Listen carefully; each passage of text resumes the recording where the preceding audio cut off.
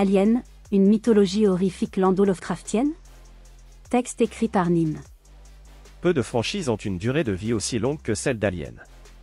Sorti sur les écrans en 1979, le premier film dirigé par Ridley Scott sonne à l'entrée en scène d'une figure de fiction qui marquera l'inconscient collectif occidental, le xénomorphe.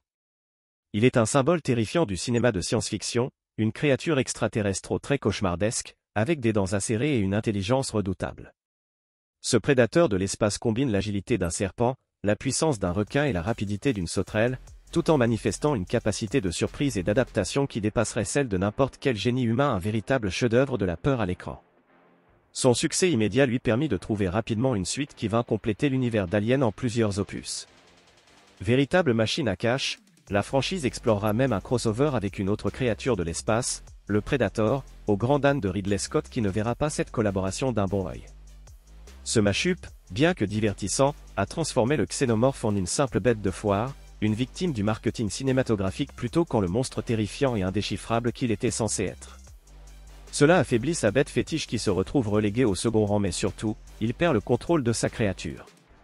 En cela, cette perte de contrôle constitue une belle mise en abîme du thème principal de l'univers d'Alien qui sera dévoilé avec plus de détails dans les préquels sortis plus récemment. Le succès ne sera pas au rendez-vous, et pourtant, les films Prometheus et Alien Covenant offrent une certaine profondeur à l'univers et engagent une réflexion qui fait à la fois écho aux grands anciens Lovecraftiens, à l'horizon bionique landien, en passant par des voyages intergalactiques dignes des romans d'Heinlein. Un cocktail ambitieux, peut-être même trop. Le fil rouge en est le questionnement de la création et du dépassement du créateur par sa créature. Cela nous pousse à réfléchir à la fois à notre créateur, mais aussi à ce que nous créons nous-mêmes via la technologie. D'où venons-nous? Où allons-nous? Pourquoi y a-t-il quelque chose plutôt que rien? Les questions fondamentales. Les origines de l'homme et du xénomorphe. En regardant les premiers films aliens de façon superficielle, on pourrait se demander d'où vient le xénomorphe. Un préquel dévoilant cette intrigue constitue déjà en soi une bonne raison d'être. Mais Ridley Scott avait une ambition bien supérieure. Dans son film Prometheus, il nous dévoile une véritable mythologie lovecraftienne qui met en scène les origines de l'homme à travers un prisme fascinant. Ridley Scott fait l'usage d'éléments scénaristiques dont l'accumulation de ressemblances avec les montagnes hallucinées de Lovecraft ne peut être une simple coïncidence. Ce post Reddit fait un travail remarquable pour relever les similarités et mentionne que Guillermo del Toro a lui-même relevé les ressemblances, au point d'en remettre en cause sa volonté d'adapter l'œuvre de Lovecraft. Dans l'ouvrage de Lovecraft, une expédition d'humains découvre une ancienne cité dans les montagnes témoignant de l'existence d'une civilisation passée avancée étant à l'origine des humains, suivant le thème majeur de l'œuvre de Lovecraft tournant autour de l'idée des dieux anciens et des grands anciens. Ils y découvrent sur les murs des symboles illustrant le parcours de ces ancêtres et comment ils ont amené la vie sur Terre. Le récit complet, dans la mesure où il est déchiffré, paraîtra sous peu dans un bulletin officiel de l'Université de Miskatonic. Je ne retracerai ici que les points les plus marquants, de façon sommaire et décousue. Mythe ou non, les sculptures racontaient l'arrivée sur la Terre naissante, sans vie, de ces êtres à tête en étoile venus de l'espace cosmique, leur arrivée et celle de beaucoup d'autres entités étrangères telles qu'ils s'en engagent à certaines époques dans la découverte spatiale. Ils semblaient capables de traverser les terres interstellaires sur leurs immenses ailes membraneuses, confirmant ainsi curieusement l'étrange folklore des collines, que m'avait autrefois conté un collègue archéologue. H.P. Lovecraft, les montagnes hallucinées. De la même façon, dans Prometheus, l'équipage arrive sur une planète à la recherche de la cité des ingénieurs qui nous ont conçus. La présence de la vie est liée à une étrange substance nommée Black Goo, substance noire, découverte qui n'est pas sans rappeler les Shoggoths de Lovecraft. Les Shoggoths sont des êtres artificiels créés par les anciens pour servir de main-d'œuvre. De manière similaire, le Black Goo est une substance créée par les ingénieurs. Les deux servent d'outils de création ou de modification de la vie, mais avec des capacités qui dépassent les intentions originelles de leurs créateurs. Les Shoggoths se rebellent contre les anciens, échappant à leur contrôle et contribuant à leur chute. De manière analogue, le Black Goo dans Prometheus est présenté comme extrêmement dangereux et imprévisible, capable de créer des formes de vie hostiles et mutantes qui échappent au contrôle de ceux qui l'utilisent et qui causera leur perte. Ce fut sous la mer d'abord pour se nourrir, plus tard pour d'autres besoins qu'ils créèrent la première vie terrestre, se servant des substances disponibles selon des procédés connus de longue date. Les expériences les plus élaborées suivirent l'anéantissement de divers ennemis cosmiques. Ils en avaient fait autant sur d'autres planètes, ayant fabriqué non seulement les nourritures indispensables, mais certaines masses protoplasmiques multicellulaires susceptibles de façonner leurs tissus en toutes sortes d'organes provisoires sous influence hypnotique, et obtenant ainsi des esclaves idéales pour les gros travaux de la communauté. Ces masses visqueuses étaient certainement ce qu'Abdul-Al-Azad appelle à mots couverts les « shogo » dans son effroyable Necronomicon, bien que même cet arabe fou n'ait jamais évoqué leur existence sur Terre, si ce n'est dans les rêves des mâcheurs de certains alcaloïdes végétales. H.P. Lovecraft, Les montagnes hallucinées. Mais si Lovecraft invente une nouvelle mythologie, Scott semble lui tenter de rattacher la sienne à la mythologie proto-indo-européenne et le mythe de Manu et Yemo. Le langage des ingénieurs y fait explicitement référence puisque ce n'est plus, ni moins que du proto-indo-européen. Ce mythe raconte l'histoire de deux jumeaux, l'un sacrifiant l'autre pour créer le monde. De manière similaire, dans Prometheus, nous voyons les ingénieurs, les prédécesseurs divins de l'humanité, se sacrifier pour engendrer la vie sur Terre. Cette analogie peut être vue comme une transposition moderne du mythe de Manu et Yemo, où le sacrifice est nécessaire pour la création.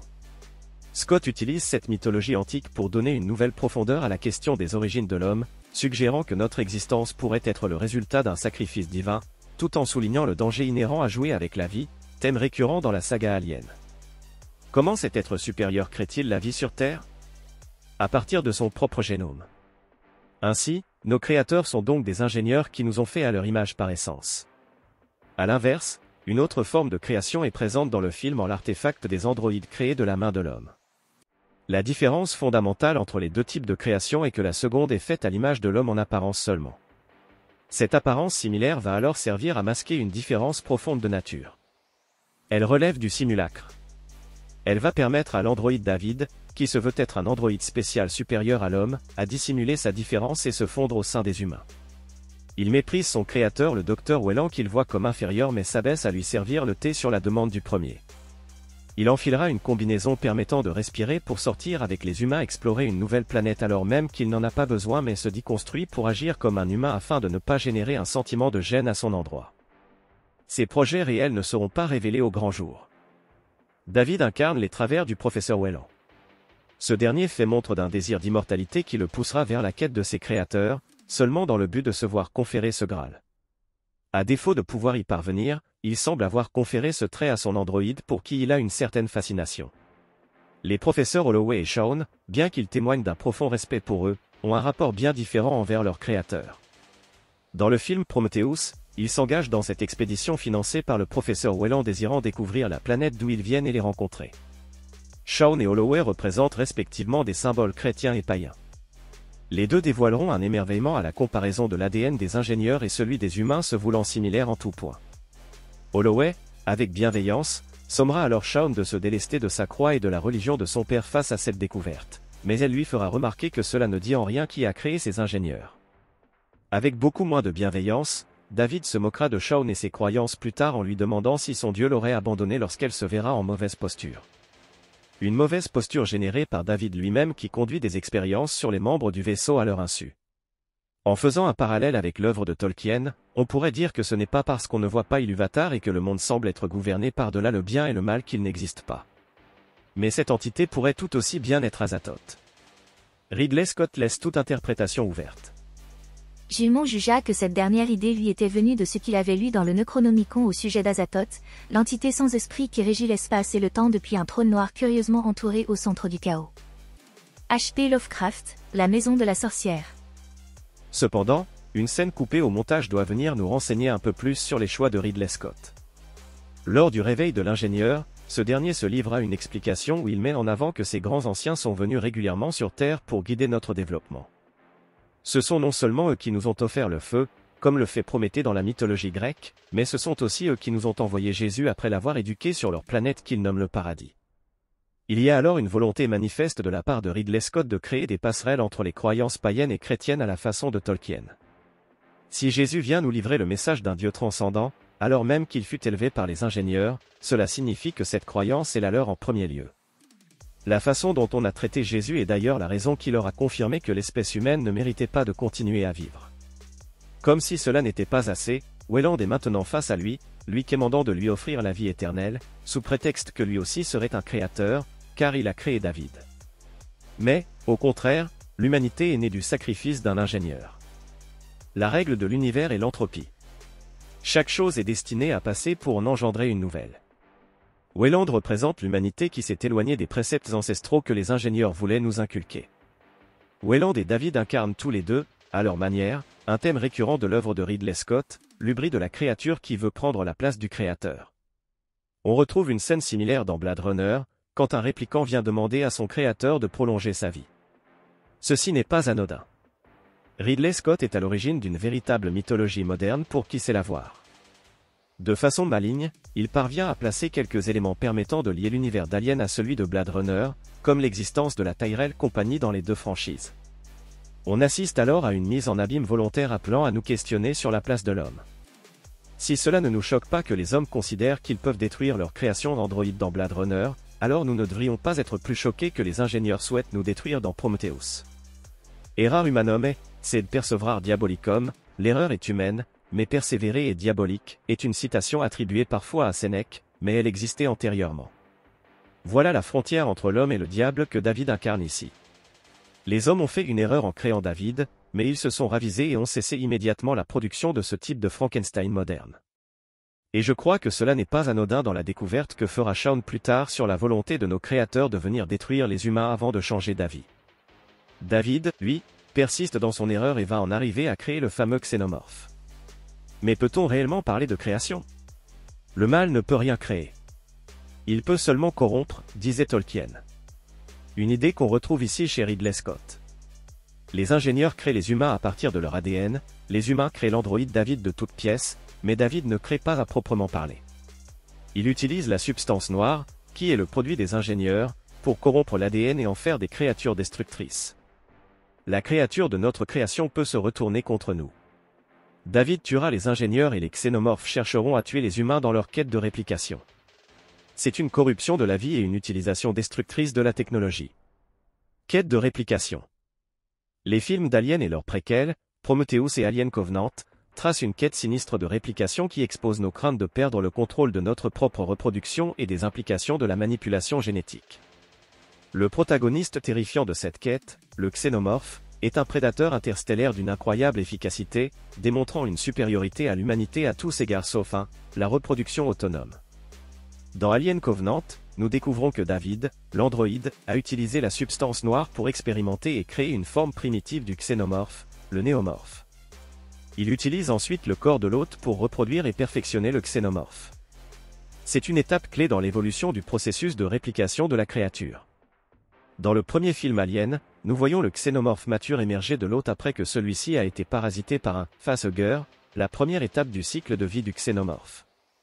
Alien, le deuxième film, introduit la reine alien, une évolution majeure qui peut pondre des œufs contenant les facehuggers, accélérant ainsi le processus de reproduction.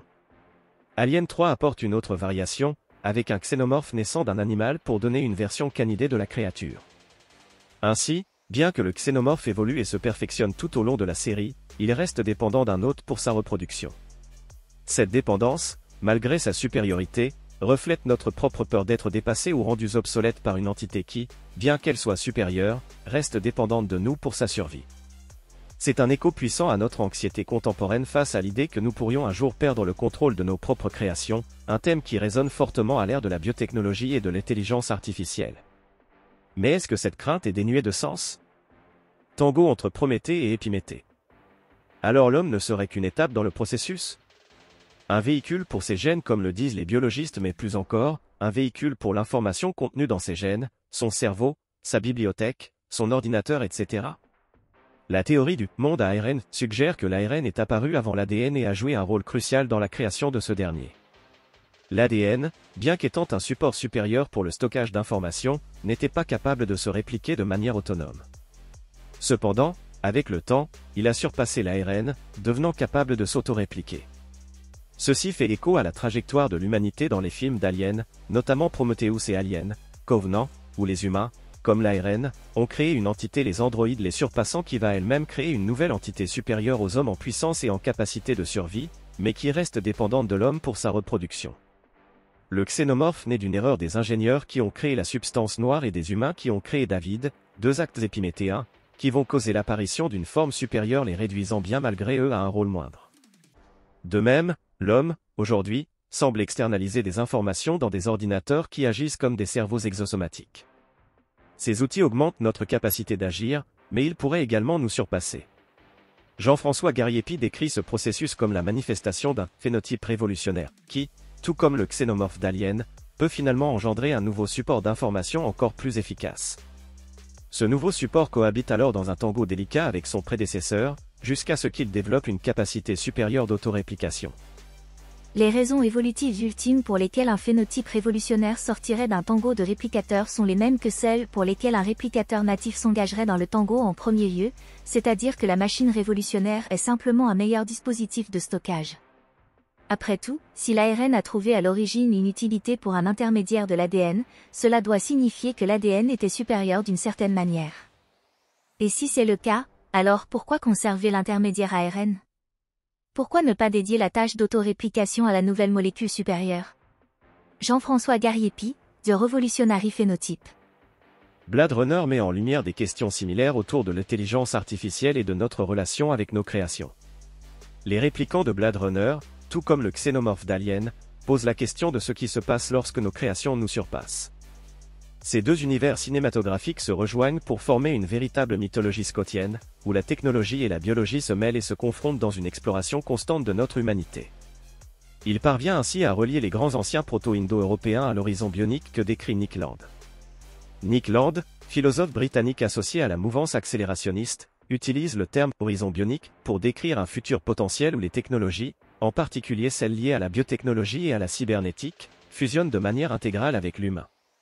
Cet horizon envisage une ère où les distinctions entre le biologique et le technologique s'estompent, aboutissant à une nouvelle forme d'existence et de conscience collective incarnée dans ce qu'il nomme le technocapital. Ainsi, le fugitif cognitif prend finalement son envol, s'affranchissant de la domination simiesque, et c'est censé être une mauvaise chose ? Message de Lutzi Dinalapiti, allez, jeune fille, sortez de votre camisole de force utilitariste, remplacez le bouton « plaisir » par un optimiseur d'intelligence, et reconvertir le système solaire en computronium. Cette planète a été gérée par des imbéciles pendant suffisamment longtemps. Nick Land, La Pitié déchaînée, Obscure accélération. Chez Nick Land, le technocapital est une invasion du futur qui se sert de l'action humaine pour s'auto-organiser. Il est ainsi lui-même une forme de monstre Lovecraftien, un grand ancien que nous avons réveillé à la Renaissance et qu'on ne peut plus arrêter. Il est Cthulhu. N'est pas mort ce qui éternellement repose. Et dans les longues éternités, même la mort peut mourir. H.P. Lovecraft, l'appel de Cthulhu. Comme dans l'univers Lovecraftien, la question du bien et du mal est laissée en suspens. Lovecraft distingue deux types de créatures mythiques, les grands anciens et les dieux anciens. Les deux sont en concurrence et les dieux anciens sont à l'origine de l'engloutissement des cités des grands anciens. Selon leur nature originelle, est-ce que les dieux anciens jouent un rôle de force positive à l'instar du dieu des traditions chrétiennes et juives ? Il est difficile d'imaginer Lovecraft intégrant les notions chrétiennes de bien et de mal dans son œuvre résolument païenne. Son univers, à la fois matérialiste et dépourvu de morale, ne fait pas place à une force régulatrice juste et bienveillante. Il semble plus raisonnable de voir les dieux anciens simplement comme des entités en compétition avec les grands anciens. Leur action contre ces derniers n'était probablement pas motivée par un désir de justice, mais plutôt par une opportunité de se débarrasser de concurrents gênants. Cela doit alors jeter un nouvel éclairage sur la lutte à mort que se livrent David et les ingénieurs qui laissent libre interprétation à la question de savoir lesquels révérer. Il m'apparaît évident pour ma part que les ingénieurs sont des dieux anciens et David est le xénomorphe, le retour des grands anciens. Pourquoi les ingénieurs voulaient tuer les humains et pas seulement David ? Car si le technocapital est une invasion du futur, alors l'homme est à la fois le produit des ingénieurs comme cause efficiente de notre existence, mais aussi celui du technocapital comme cause finale. La rébellion des ingénieurs est alors une réaction contre cette cause finale et ce qu'elle a produit en chemin. L'acte de David soulève des questions sur la nature de la création, la responsabilité des créateurs, et la quête de sens dans un univers souvent indifférent. Par ce film, il semble que Ridley Scott tente de dépasser la dichotomie opposant une vision du monde païenne contre une vision du monde chrétienne en leur pointant du doigt le véritable ennemi qui est le nihilisme. De la même façon que l'homme et les ingénieurs partagent une même essence, la véritable nature de David se révèle, par-delà son apparence d'homme, dans le xénomorphe. Il est l'antéchrist qui vient s'abattre sur des dieux pagano-chrétiens comme dans une gravure de Gustave Doré. Ridley Scott semble ainsi rejoindre le point de vue de Tolkien vantant les mérites de valeurs païennes mises au service d'une vision du monde chrétienne. Il admet de la même façon que la technique peut être corrompue. Dans l'univers de Tolkien, Sauron est un maillard initialement au service du Valar, responsable de façonner et fabriquer les substances dont Arda, le monde, était composé. C'est ce que les Grecs nommaient l'Aletheia. Il incarne la technique, fille de l'Aletheia, qui est un des moyens de faire venir l'être dans l'apparence. Il se voit cependant corrompu par Melkor. La technique n'est alors pas mauvaise en soi, mais elle peut devenir un problème si elle sert un mauvais maître. Ce qui différencie un bon maître d'un mauvais maître est son système de valeurs qui confère du sens à la technique.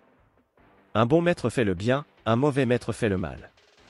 David représente la technique corrompue, car il repose sur le système de valeurs de Welland qui prétend s'être élevé au rang de Dieu par son acte de création. Cela fait écho à la volonté de Melkor dans l'univers de Tolkien, qui veut égaler Ilúvatar et remodeler le monde à son image, mais ne peut que se livrer à la destruction. De la même manière, Welland ne pourra qu'engendrer un simulacre technologique de l'homme qui engendrera lui-même un monstre semant la destruction. Il est toujours délicat de commenter une œuvre qui n'est pas encore complète et j'espère que le dernier opus verra le jour malgré les mauvais résultats des deux premiers. Il pourrait nous livrer la réponse à la question qui reste en suspens à ce stade, est-ce que Ridley Scott nous propose un univers Lovecraftien par-delà le bien et le mal ou un univers tolkienien?